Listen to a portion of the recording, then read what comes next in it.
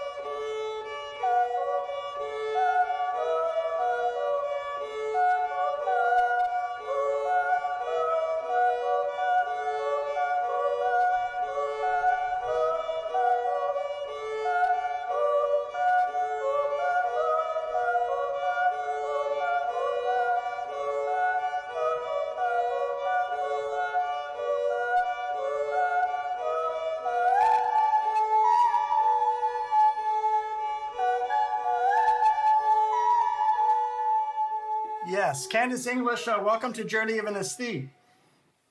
Thank you. I'd like to say Pleasure. I'd like to say a few words up front. Many of our guests are multi-talented. They do many things in the arts rather than just one thing. But you are a guest who has a direct connection to some of our other guests. If older listeners will recall that our very first episode was with Jon Jost, who's a filmmaker, and a number of his films were scored by the late, great composer Jon English. And we also had an episode with Bill Foudy, who's a wonderful bassist, who also knows our current guest.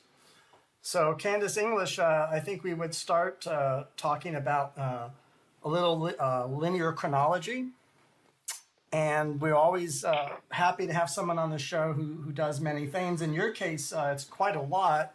You're a violinist, you've been a choral conductor, you've composed music for children and choirs, and you've composed musicals.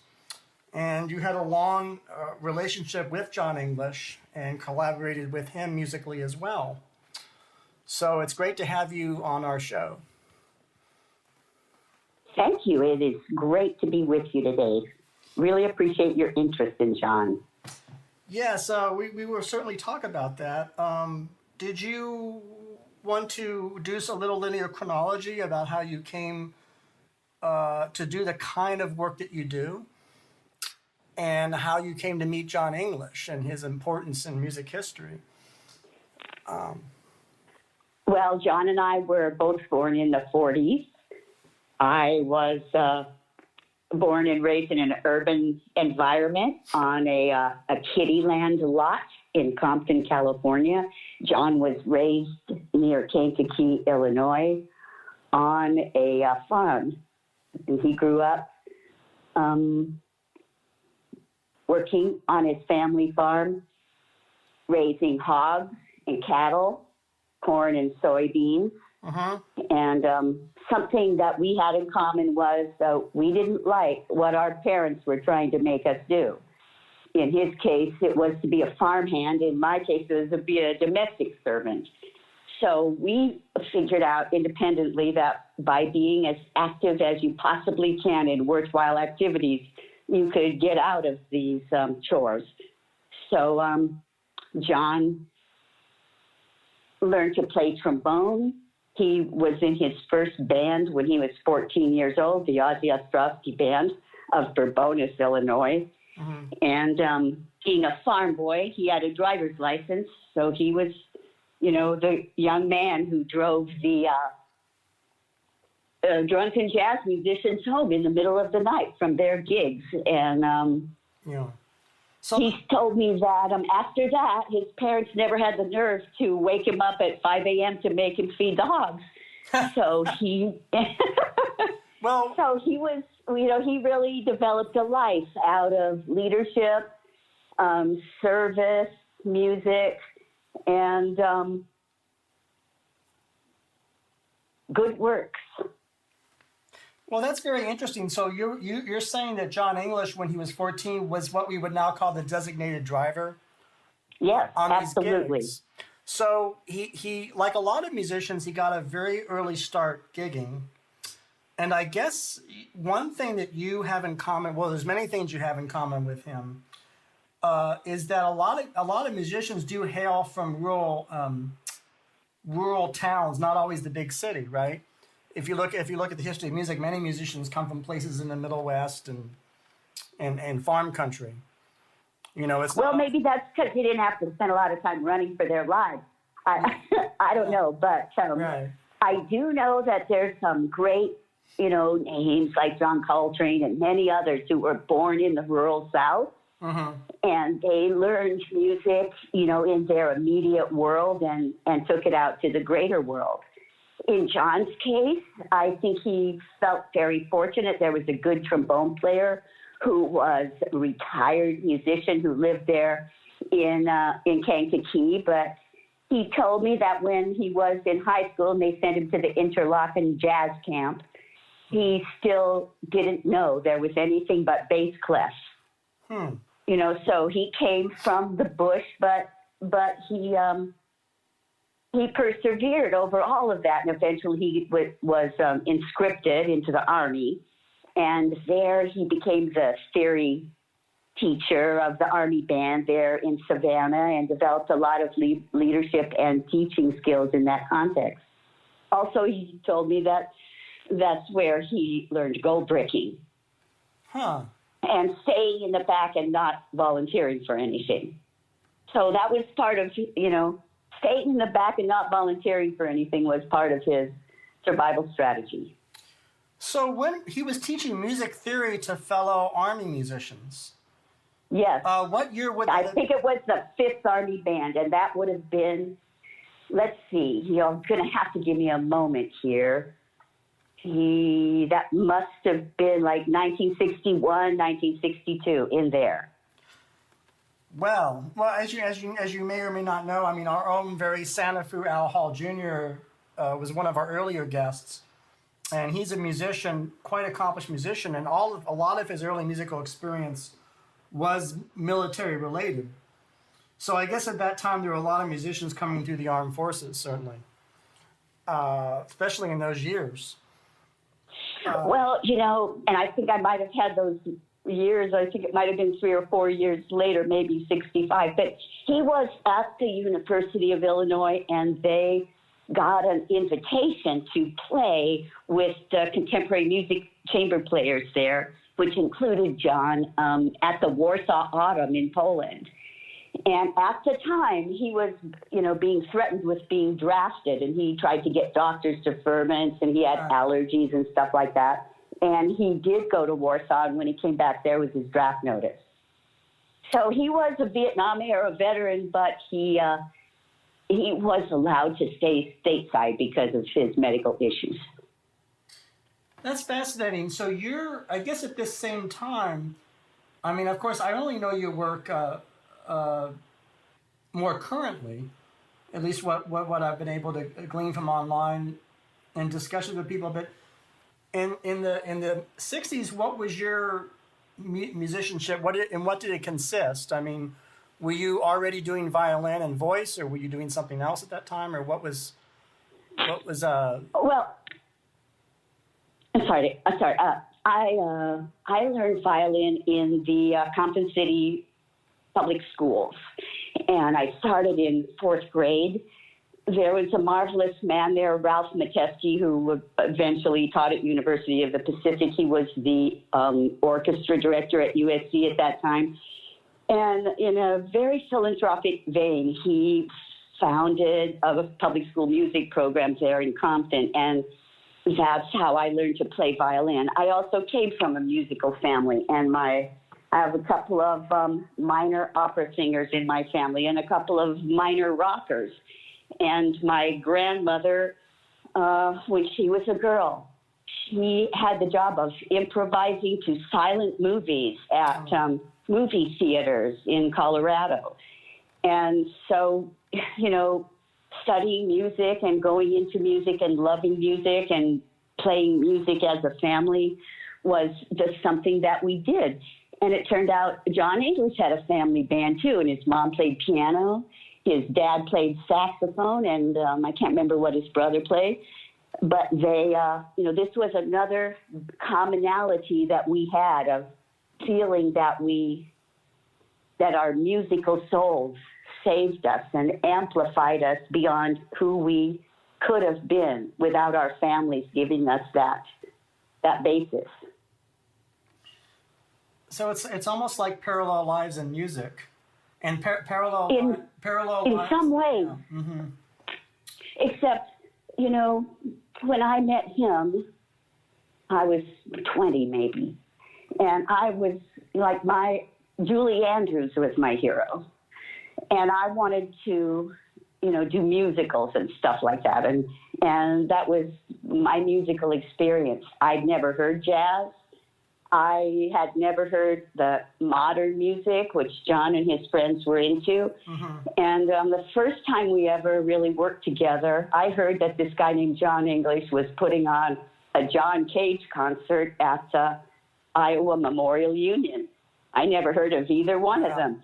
So I informed myself, and I contacted Jon. He suggested I do this John Cage piece, the aleatoric piece, where the singer assigns multiple singing styles and renders some colored contours in the score. It's called aria. So he and I met a few times, and he, mentored me a bit on how to make that piece my own.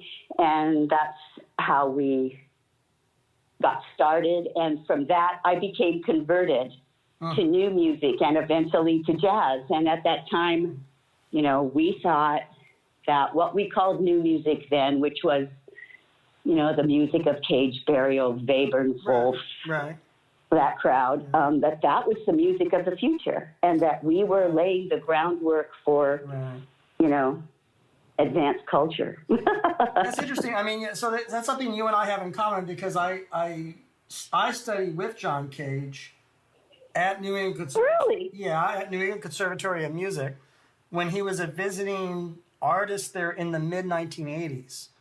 I don't remember the exact year. I'm guessing 87. And they did all of his work, and we do imaginary landscape and all of these. And we got to see him lecture on mysticism and Buddhism. And he would take some of the students that were so inclined, I think, mushroom hunting, right? Mushroom picking, because he was really into mushrooms. Right. I mean, he was actually really into mushrooms, also in the non-psychedelic sense, as almost like a botanist. And I was very the world. The only reason I talk at such length is that you said you became a believer. I had the milieu I was in Boston was very much new music oriented, and people were very much into Barrio and Penderecki and Ligeti and this kind of thing, and Cage and Morton Feldman, So I was always surrounded by that kind of music. But I never became a believer. I never became a convert. But I was around people who were true believers, and it was very interesting to negotiate that situation. So I want to backtrack. You mentioned. Oh, go ahead. I want to backtrack a little bit, because you mentioned that you love Julie Andrews. Now, what is that like? Because I guess you're a girl, and I guess the stuff you were doing on your own violin was much more European concert music, right, or violin music, I would guess, right? Is that true? Right, and it takes years to even make a nice sound on the violin, unlike piano or something like that, where you can get a pretty good sound in the first second. And so, those years, I wouldn't call it European concert music. I mean, we played Russian sailors dance and things like that, but it was really a very beginning of violin playing. And when I got to high school, I thought there were other things more important, like the drill team or cheerleading, and I sort of gave that up. And I didn't get back into it until my 40s, really, when by that time I had kind of blown out my voice and I wanted to continue with the musical expression. So I bought a violin and I started playing. And, you know, it wasn't until, I mean, I'm 72 now. It was in my late 50s that I started playing jazz. And I had the good fortune of knowing hundreds of tunes, maybe in the thousands, because of the family I had and the way they constantly played music. And it wasn't in a jazz style, but I learned all the standards from Johnny Mathis records. Yeah, that's true. Well, Johnny Mathis was a big artist in those years. I guess I was wondering. He was. I guess I was wondering. So you were doing more family kind of music, or just whatever? A violin was just part of the mix, not necessarily concert violin music.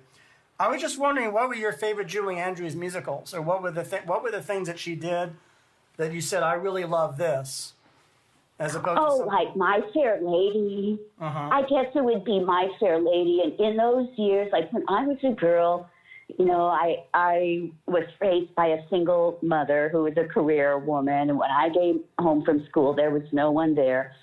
And so my thing was putting on, you know, South Pacific or something and just sing and learning all the songs.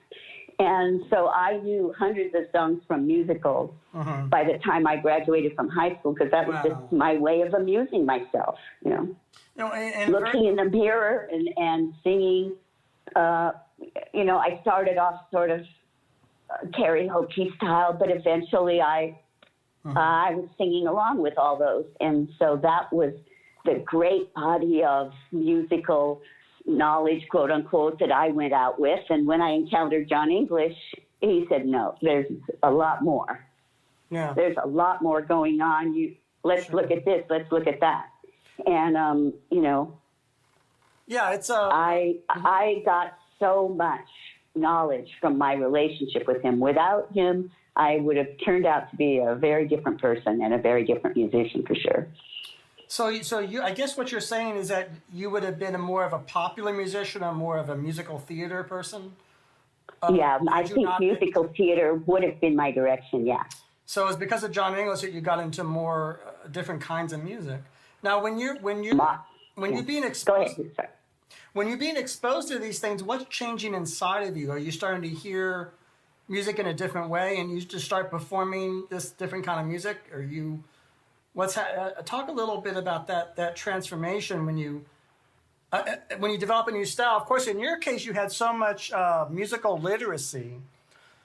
I mean, you certainly had enormous American popular music literacy, because if you're learning the American songbook, you already have that in your ears. So that's right. You already have that. So it's interesting to think about you changing course and going into this other concert music or this other. So talk a little bit about that transformation or what that meant. Well, one thing that happened was that we were in an era of great interest in modern music, and the Rockefeller Foundation put out several $500,000 grants to different universities so that we could explore this. And at the University of Iowa, one of those grants was given, and a second one for a group called the Center for New Performing Arts. So then we were encouraged to do interdisciplinary work with other artists, not only just pure music, but music with film, music with poetry, music with dance, and all of that. And I was a young student in the voice department in the opera workshop there. And I was, I noticed that group, the Center for New Music, and they had a couple of very brilliant singers that stood before me. And by coincidence and, things that are probably not interesting enough to explain, those two women moved on, and I got the place of the soprano for the Center for New Music because I was the best young singer in the department. And I had met Jon English and sung aria.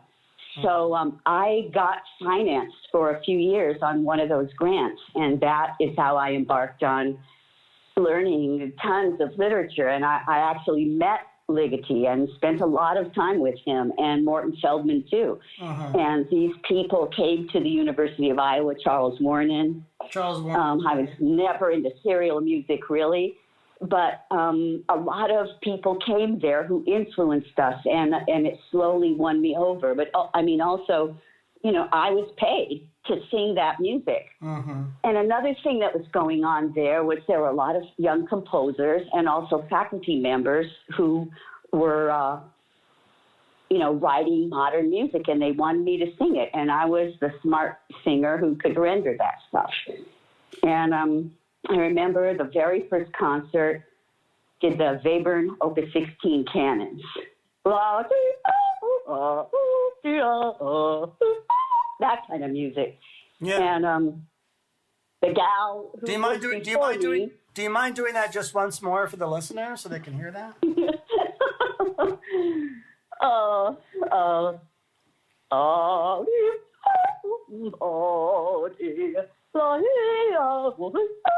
You know, I'm just faking it. But that kind of very disjunct music that doesn't tickle your usual musical circuits, you know? I mean, go ahead. Oh, I was just going to say that the gal who had to leave and I took her place, she was lined up to sing those. And they were, I think it was soprano, clarinet, and bass clarinet.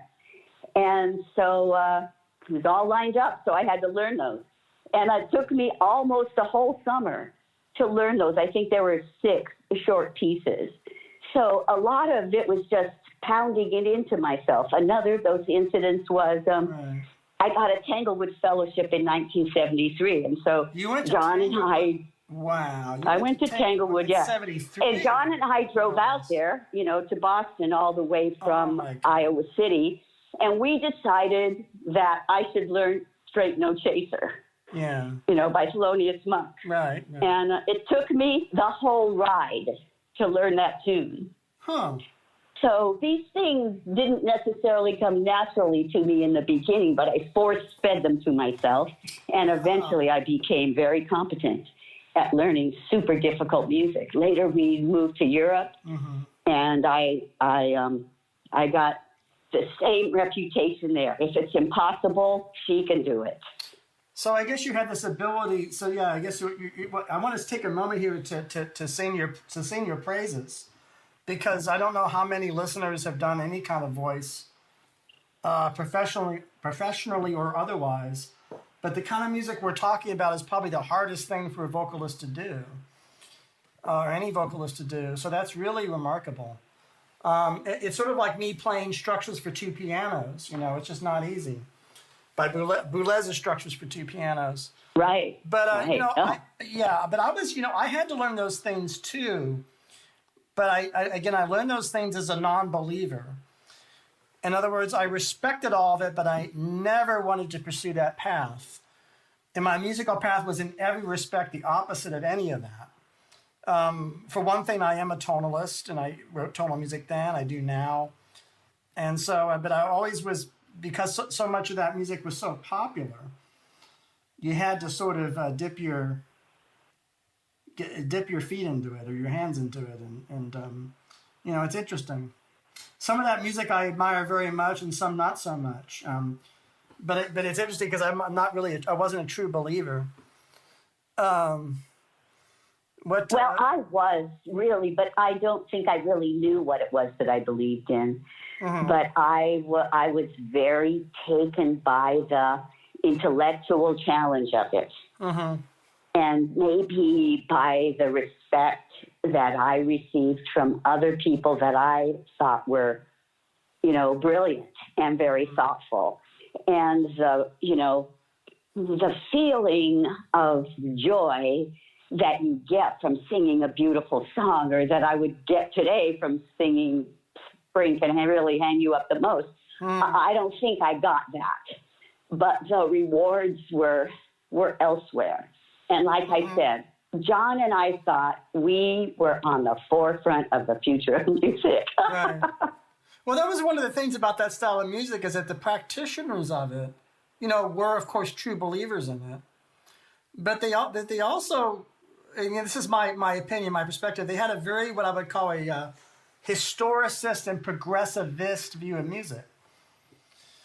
By which I mean that music has a direction, and there's, just like, it's 1977 and music's supposed to be this way and supposed to be, there's a very much a sense of a consensus about music, which I call progressivist and historicist. It's looking at music in the sense of, what does the age require of me? If I'm a musician, what does the age want from me? And, the age wanted, Boulez and Ligeti, I guess, or people felt that that's what the age wanted. Well, at least in some quarters. I mean, now looking back on it, I think those Rockefeller seed grants, one went to University of California, San Diego, one went to University of Illinois. Yeah. And really, those were kind of the seed composers that, that went out from there. And one that was at University of Illinois, Herbert Bruin. I don't know if you've heard of him. Yes. But he was extremely intellectual and very influential. And he taught Jon and all the really fabulous new musicians who came from Illinois. Some of them came over to Iowa. He taught them all this principle. And it was, if everybody likes your music, there's probably something wrong with it. Yeah. We're not looking for music that is popular with the public.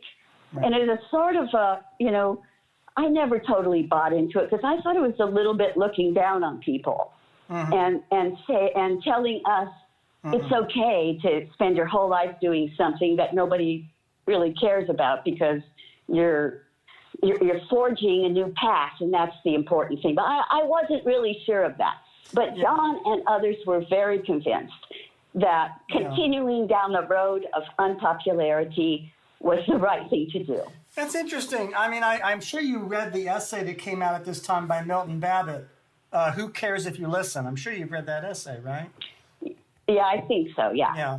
It's a very famous essay. And that's sort of the attitude. Well, that's a very, very famous essay. And Milton Babbitt, I think, in his youth, was a jazz pianist and songwriter. And I know that I do know that Milton Babbitt was one of the teachers of Stephen Sondheim, along with Oscar Hammerstein. So these are very interesting, sometimes people, or Mel Powell, for example. I mean, sometimes people who were doing non-tonal music had backgrounds in popular music, or had backgrounds in music that people did want to listen to. And it was well, I think one of the reasons for that is that they had the improvisational mind, and that takes you out of the realm of where most musicians are, which is just rendering the music that's put in front of you. Right. So the improvisational mind is, of course, asking the question, where's the next note? Where's it coming from? And why am I going there? And that's way different from, the musicians who simply read. I have known some fabulous musicians in my life who could not come up with anything on their own. But if you put a score in front of them, it's amazing what they could do with it, Yeah, I guess when I was coming up, the binary or the I don't know, the duality was what they used to tell me was the interpretive musician versus the creative musician. Right. I don't know if they use those words when but I guess that's what you're talking about. One person sees a score and they have a fidelity to the score, and then another kind of musician just makes up something out of whole staff or whole cloth, right there on the spot.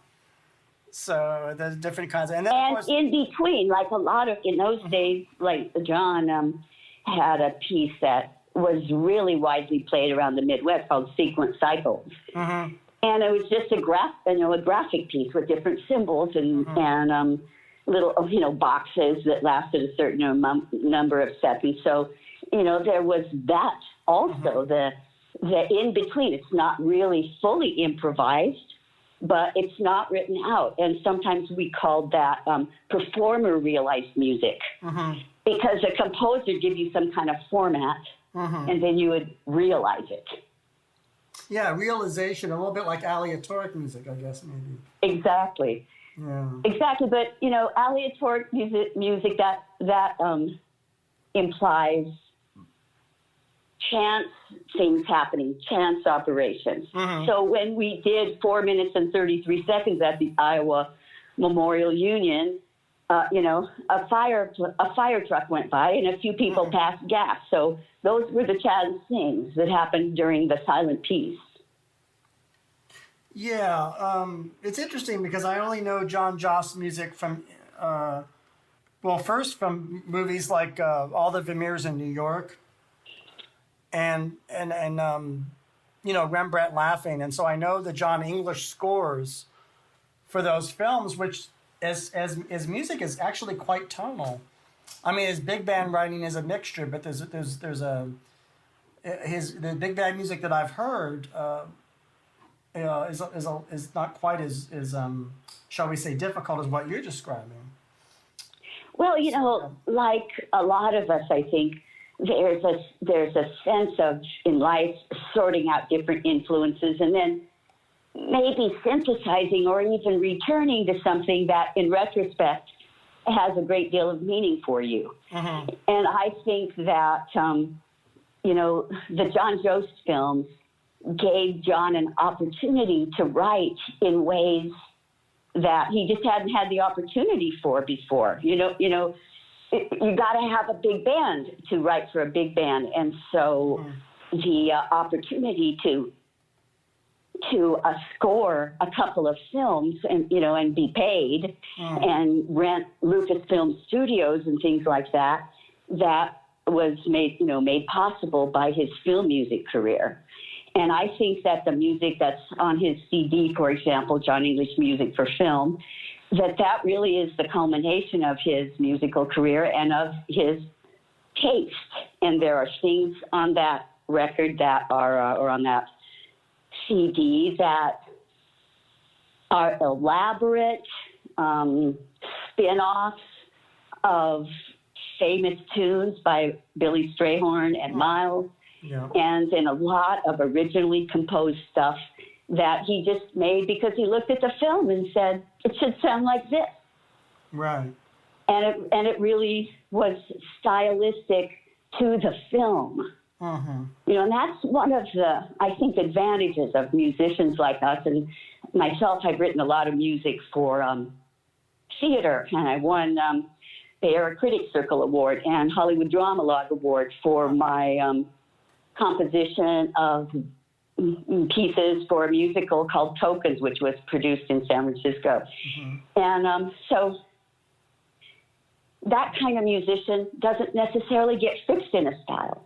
I've written Elizabethan music. I've written modern music. I've written, music for the crash of a rocket. And once you're in that world of theater and you've progressed through classical music, jazz, modern music, in a way you're free. However, the music industry does want you to develop a style and stay with it. Yeah, well, that's the commercial aspect of music, about trying to put people in a box sometimes. That's right, and it's the same with visual art, and that's sort of one of the real downsides of cultural politics, I think. But Jon was not burdened by a style in any way. He just created what he thought. There's a guy, him, it turns out, in Rembrandt Laughing, the opening, I think it is, I haven't seen those movies in years, he's riding his bicycle, and, he made some bicycle music for that. Yeah, that's right. And it's not jazz, it's not modern music, is it mostly tonal? Yes, because, there's a real physical, physics, Pythagorean basis to the, to diatonic harmonies. And it turns out that those ratios are really, really important to the enjoyment and understanding of music, and he returned to them. Everybody needs an anchor in life. You, me, just everybody. Anchor made this whole show possible. I'm immensely grateful to them. You too can use Anchor to make your own shows and create your own vision. Download the Anchor app or go to anchor.fm to get started. That's maybe not so off topic, but what's your impression, if I may ask, of the you mentioned this song, Spring Can Really Hang You Up the Most. What's your impression of the Irene Crowell, Ellen Broadbent version of that? Diana Krall? No, not Irene Crowell and Ellen Broadbent. Well, I guess you'll have to send it to me because I guess I haven't heard it, or if I've heard it, I don't know about it. Oh yeah, definitely send it. No, she made a very famous album with Ellen Broadbent, and it was actually patterned after the Tony Bennett Bill Evans album, and that's one of the songs that's on there. Yeah. Well, why don't you send me that, and I would love to hear that. And to me, that song and Lush Life, those are the two monumental songs. Yep. And, I love singing those and playing those and hearing them and observing them. Mm-hmm. And, a lot of the literature that we have in jazz is not that profound, but those songs do show what a wide breadth of feeling and musical, can you call it musical dynamism are in that world. And Billy Strayhorn, those people, that was just an incredible high point of art in the world, in my mind. Yeah, if we're talking about Spring Can Really Hang You Up the Most, I mean, the lyric is, that's on such a high level, poetically and right, aesthetically. Fran Lansden and that's just quite a song. That's quite a song. Sure is. Yeah. It's it reminds me. Those songs are the arias of jazz. I mean, they eat everything, both poetically and musically, for me. And we still haven't come to a realization of what a really high art jazz is. Yeah. Not as a culture in general. Yeah, we could talk a little bit about that. There's so much to talk about with you, Candace. I mean, I was thinking, you have quite a travel history. Did you want to talk about how the two of you, I think, ended up in Europe, or how that happened, or what? Because that was we were at University of Iowa Center for New Music. We were both being paid there. We lived together in a little house on Brown Street, and Jon had Hodgkin's disease, and he'd had a surgery for it, and his surgery was botched, and he got it was a splenectomy, and he hemorrhaged, and they had to go back in and redo everything, and then from his sternum, like between the breasts down to his navel, he was wired together with actual wires as a result of this. And so that really took out his high register. That was the end of, Mozart Requiem or Symphony of Songs or any of those kind of pieces that required, a trombonist with a high register, which he had before that. So that was kind of discouraging. Anyway, we got together, and then he had a recurrence of his disease, and he got chemo for it. And it was extremely discouraging to us, and that it returned. So we decided we're just getting out of Dodge. And we quit our jobs. We went into the head of the Center for New Music, Richard Hervig. We told him we were leaving. And he said, "What can I do to get you to stay?" I said, "Give us the Center for New Music." And he said, "No, I can't do that." It was directed by William Hibbert, who has passed away, but he was the director of it then. And we knew they weren't going to give it to us, but it was just a little joke. In any event, we left and we decided to go to Europe. I was a photographer too, so I carried a violin, my photography portfolio. John had his trombone, and before we left, we called everyone we knew, especially John. He was just aces at this. And asked them, do you know anybody in Europe who might talk to us, who might tell us something, who might let us crash at their house? So when we left, we had about 60 names. And we just, go to an airport, go to a train station. It was before cell phones. So John would just go to the phone booth and start calling people. I said to him once, how can you do that? How can you just call up total strangers? And I said, I don't understand how you could do that. And he said, well, that's because nobody can tell me to F off. And he was really, after you face death and mortality, and somebody has told you you're not going to live a normal lifespan, some people would shrink from that, but for him, it emboldened him. And so we started out in Amsterdam. We tried to get an apartment there. They had rent control, so we ended up buying a steel sailing ship from 1903. It's called the Quinta. It was a 40-meter-long steel sailing ship. It had been to Indonesia. Some of its stuff, like the mast and the rudder and things, had been sold off. And we lived on there for a few years. And, there's some really wonderful stories of that life in the Amsterdam canals. Do you mind talking a little bit about Amsterdam before we move on to another city? Just whatever comes to mind in terms of stories. I mean, is this in the 80s or 90s, or when are we? I guess this would be. Let's see. I guess we went there in 76. Ah, yes. 76. So we stayed the end of the 70s. The end of the 70s. I'm sorry, I didn't mean to. My brain is okay. So yeah, so that's really something. So you're in Amsterdam, and what comes to your mind that you remember most about your experience there?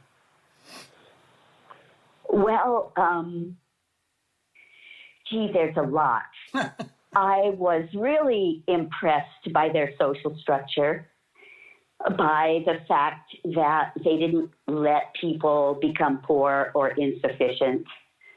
I really, we liked walking in the red light district and experiencing what was going on there. It was so different, especially from the sheltered Christian farm life that John had.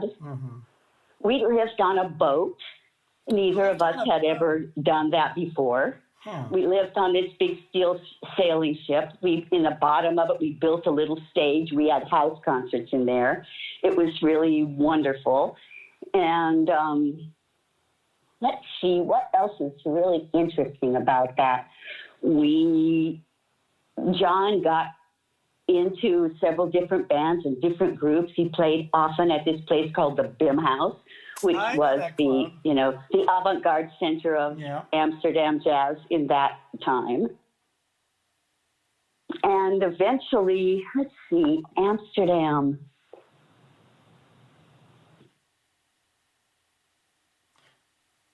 I was wondering a little bit about if he ever crossed paths. Who were some of the musicians that he crossed paths with there? Right. Well, one person that we hung out with was Misa Mengelberg. I don't know if you know about him, but he was an important pianist in that time, and also Han Benink, though I think he was Dutch, but he spent a lot of time in Germany. And it's, as an American, you are an outsider, and they have had lots of Americans go through, and they don't stay. This is what they would tell you: we know you're leaving. And so, it wasn't that easy to get incorporated into the life there. And that was one reason that we moved to Germany, because that seemed more welcoming of an international point of view in the music scene. So after about 3 years in Amsterdam, we sold the ship because we met these people who were in Karl-Heinz Stockhausen's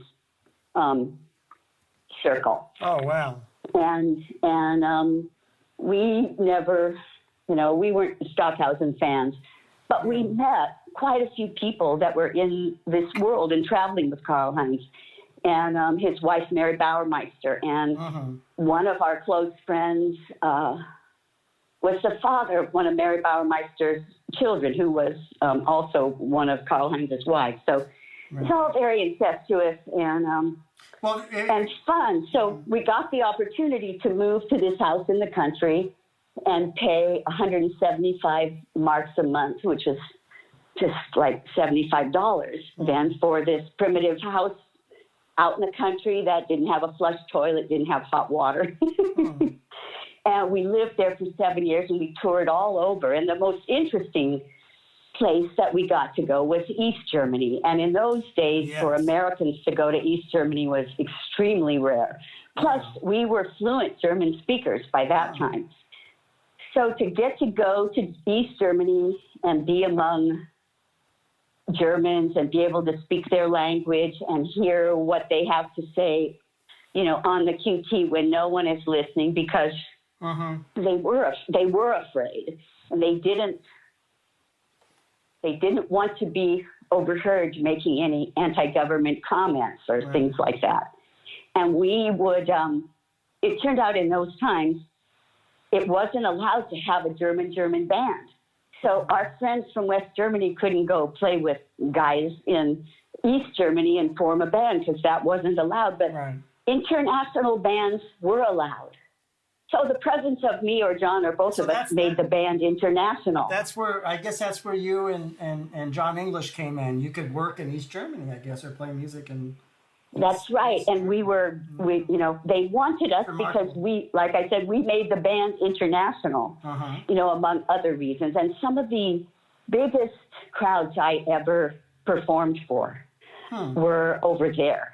And for them, free improvisation, or what some people back then called free jazz, it was a symbol of freedom for them.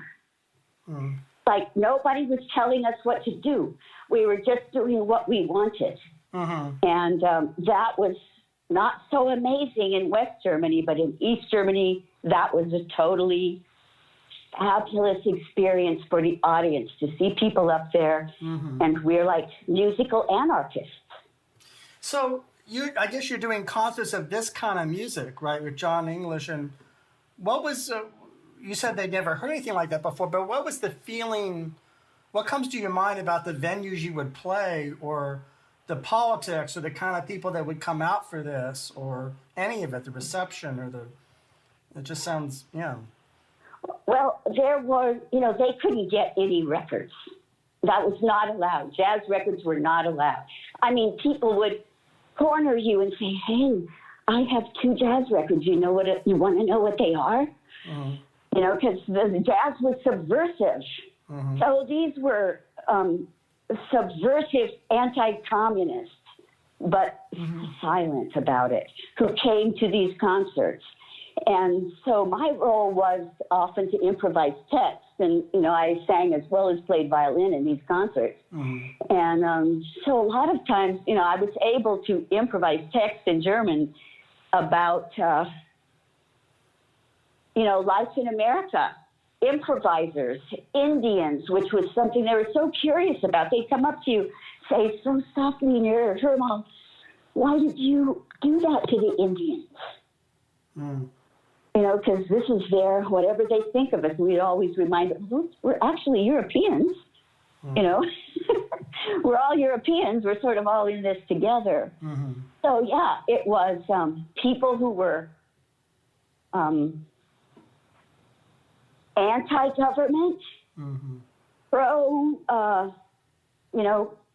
freedom, but they weren't out with it, because there was no point in being, this was the way in those times that they could show their solidarity, was to attend something like that. Well, how did you... So they were... Go ahead. Oh, I'm just curious, how did you feel vis-a-vis government? I mean, you're living and doing this. What were your accommodations like there? How did you feel in terms of the institutions, such as they were at that time, and I guess this is the late 70s or something. How did you feel? Well, I thought they were brilliant in their plan to oppress the people. Brilliant. Use the word brilliant. Explain. Brilliant, because you want a car. You can't get a new car for years, but you can get a used car that costs more than a new car. Huh. You want a diamond engagement ring or some Levi's? You're going to go to a special government store where they only take dollars or West German marks. Huh. So by this method, by consumerizing you, they could collect all the money that your relatives were sending you, all the hard cash. Oh. In those days, there were 3 television stations in the West. Mm-hmm. And people along the border could get those. And they didn't have commercials. What they had was the Werbefernsehen, the advertising television, which went on about an hour before regular TV came on. This wasn't East Germany. This was how it was in West Germany in those days. So the advertising TV from 3 to 4, then 4 p.m. TV came. I understand now there's TVs just like ours. But so people in East Germany got propagandized the same as the West Germans when it came to all these products. So I remember once I went over there with a friend of ours, a bass player, and he took a case of bananas and a chainsaw to his dad, who still lived over there. And so he walked in the front door of the dad's house with the chainsaw, and he said, "Is it a Black & Decker?" Because that's what he saw on the Werbefernsehen. Yeah. A Black & Decker chainsaw and bananas. Right. And bananas in the other hand. Yeah. And those were, right. I guess those were gifts, or those were, yeah. Well, when you go across the border into one of those countries, you take things, and if you know people there, you get to know what they need. Uh-huh. And, for example, in those days, East Germany in the Mittenwald region, they made some of the best violins that were made. Wow. But no East German could get one because they were all for export. Huh. So there are all kinds of shenanigans going on, like us going across the border with some piece of crap instrument and then coming back with some other one. And they actually, opened our cases and looked at the labels inside of our instruments to try to prevent that. So, there's all kinds of ways that people were using to try to subvert the system. And it makes you spend your time trying to figure out scams, instead of advancing your life. Like your water pump is out on your car, just get on a train and start going around to different towns looking for one. So if your government can do that kind of shortage on you and every day you have to wait in line an hour to get bread, you really don't think about the revolution. And that's what I mean by brilliant. Because the way they oppressed them was so clever. So we show up there, and what we're getting paid in a gig is about equal to what those people earn in a month. So there we are, and you can't take the money out of the country.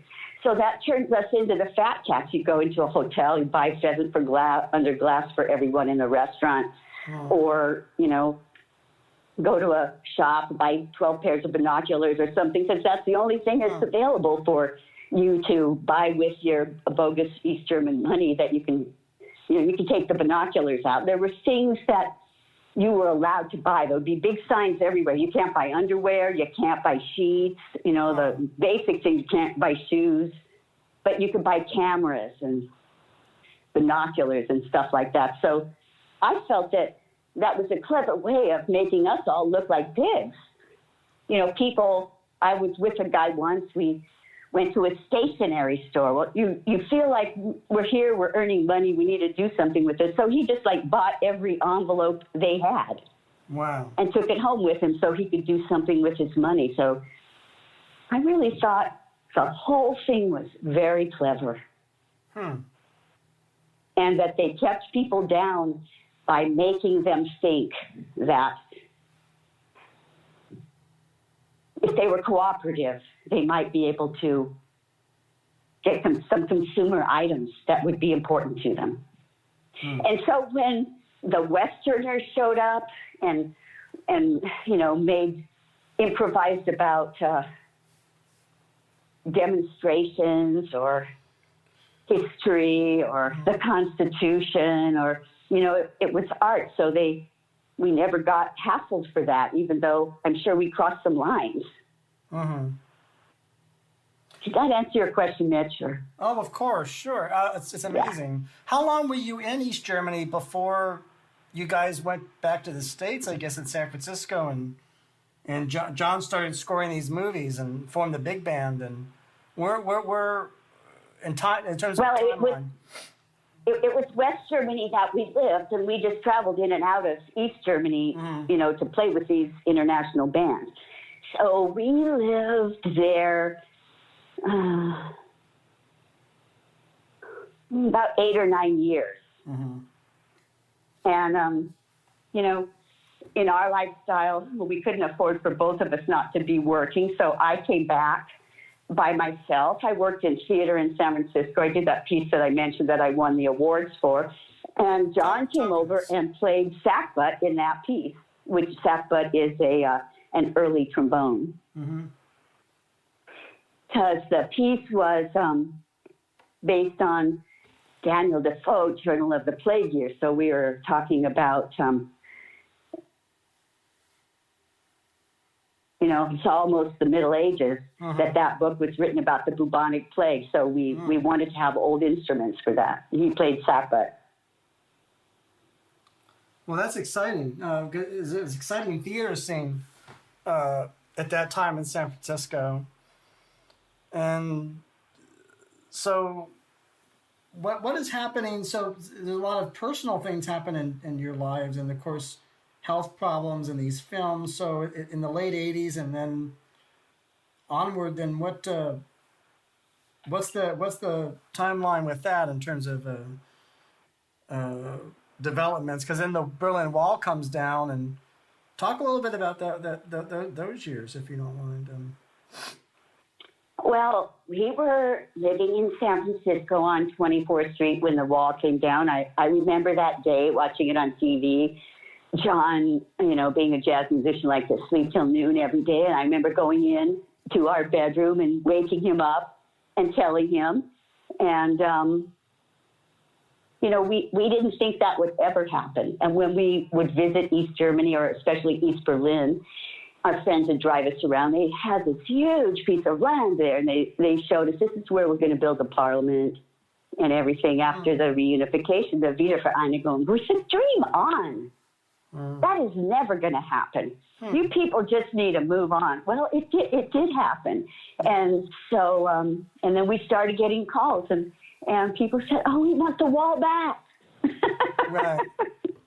Those East Germans, they even have the wrong computer format.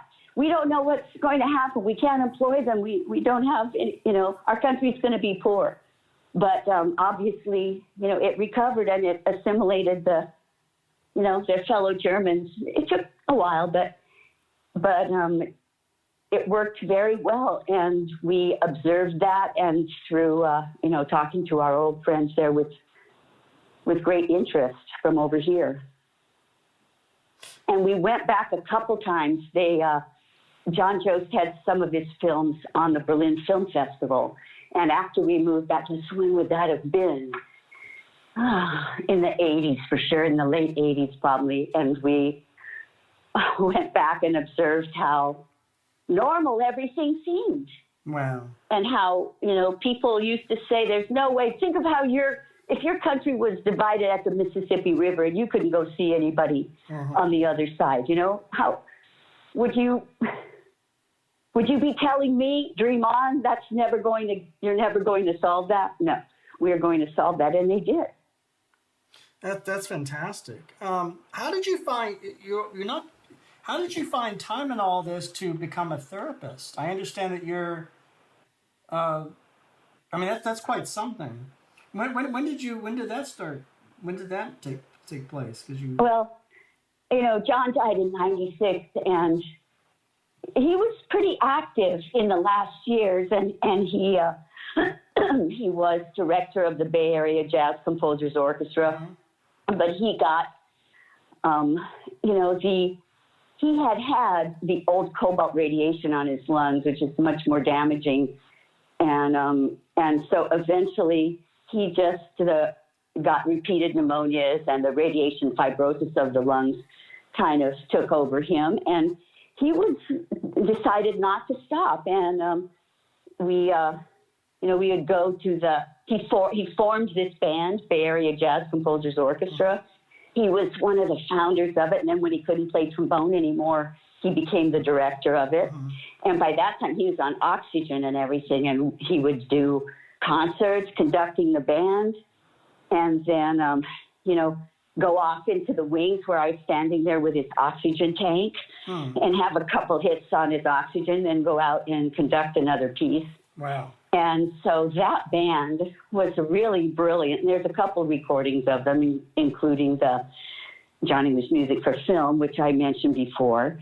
And it was a band whose format was mostly the players in it were composers themselves. So they did some standard pieces, but mostly they performed their own music. And that was really innovative and wonderful. And Jon always said he didn't want to be a band leader, but that turned out to be the culmination of his musical life. Go ahead. Oh, I should say that's a terrific band. I mean, for those who haven't heard it, I'm going to try to, in the episode, we're going to try to put links to that band, footage of that band, because there's some great music. That was a very high point in San Francisco musical history, right? Because you got in San Francisco, you had the Keystone Corner on one part of town, then you got the you guys, another part of town. There's a lot going on there, right? So. Well, there's a lot of great artists in San Francisco, and that was a really wonderful band for the years that it lasted. Yeah. And in San Francisco in those times, it was really important that you had a multicultural expression, and that any activity you did, I had a choir at the time, Music in the Blood, and we got funding from the city and the state.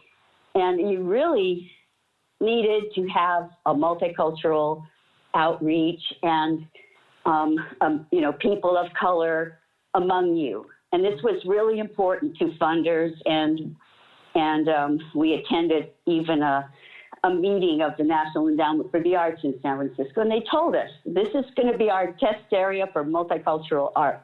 Right. And so, you all are going to have to take that on, because the only all-white art that we're going to be subsidizing here is the opera and the ballet and the symphony.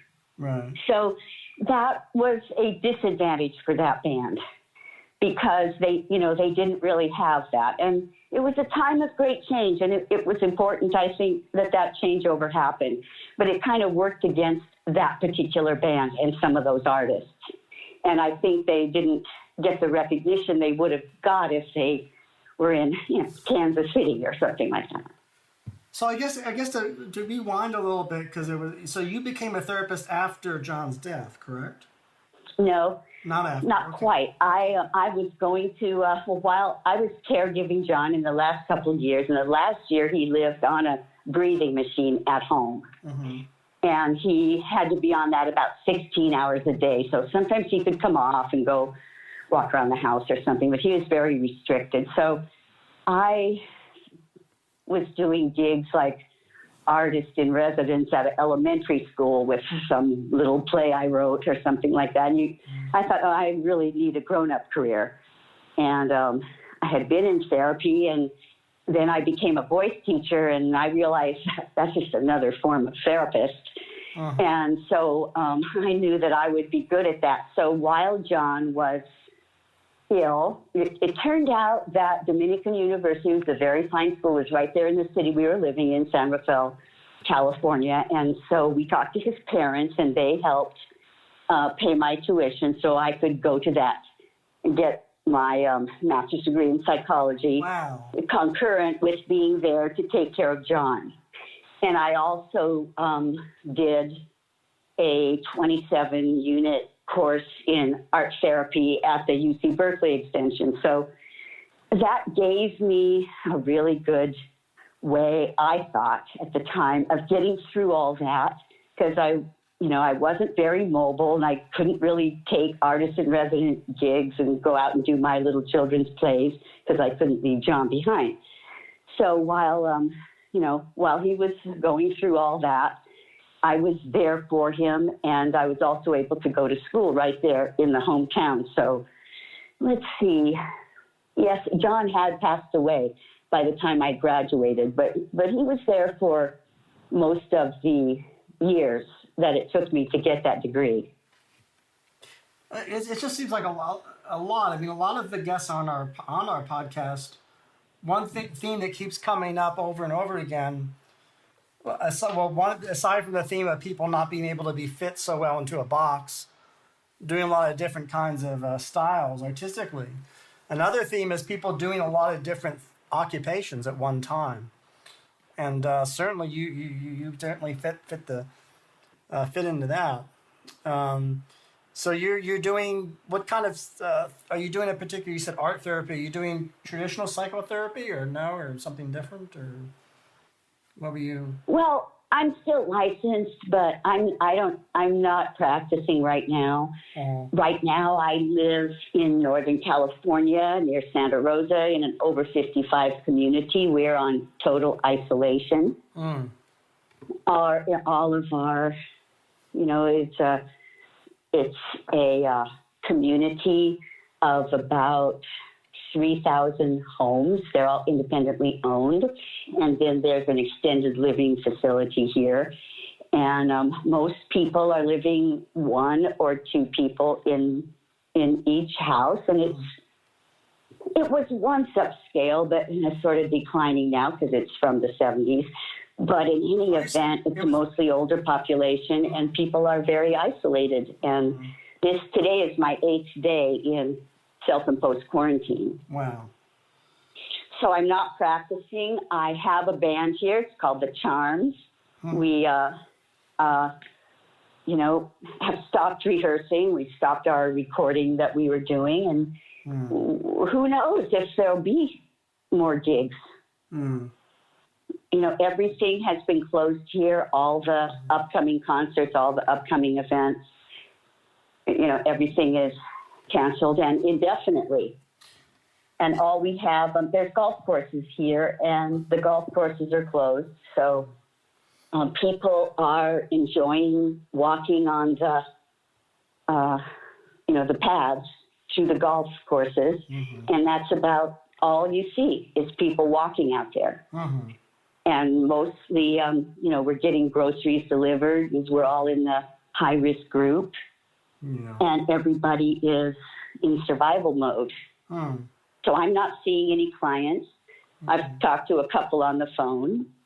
But for the most part, everything you could call commerce or social interaction is shut down indefinitely. I should say to the listener, because these are not live shows, they're recorded, so I should say the date, the context of when this is being recorded is on March 19th, right, 2020. Right. So you're and we just 2 days ago in Sonoma County and that's the county where I live, we got the shelter-in-place order. And they're just asking everybody to stay home unless they have essential business. So everybody's trying to figure out, is a roofing company essential business? Is the animal control an essential business? A lot of people feel that the danger of infecting others is every bit as great as the danger of being infected oneself. So people are pretty much staying home. A friend of mine has a daughter, 30. Today is her due date. She's pregnant. And she drove into San Francisco this morning to go to her doctor's appointment. And she sent me a picture from, on the Golden Gate Bridge. And it's totally empty. Well, So the whole area is shut down, and we just don't know what's going to happen. So music, psychotherapy, those aren't really going on. I heard, Bill told me that there's an app, Kazam or something, where people through headphones can play together. So we're looking into that, so maybe we can still jam. Well, that's an excellent idea, because I have some projects in mind to do with Bill, some of my own compositions. So I'm definitely very open to trying to do something long distance or streamed or something. So we'll figure it out. But I really we hope to keep going somehow. I really appreciate you taking the time in such difficult circumstances to talk with us on this podcast, because it is unusual circumstances and it is difficult circumstances.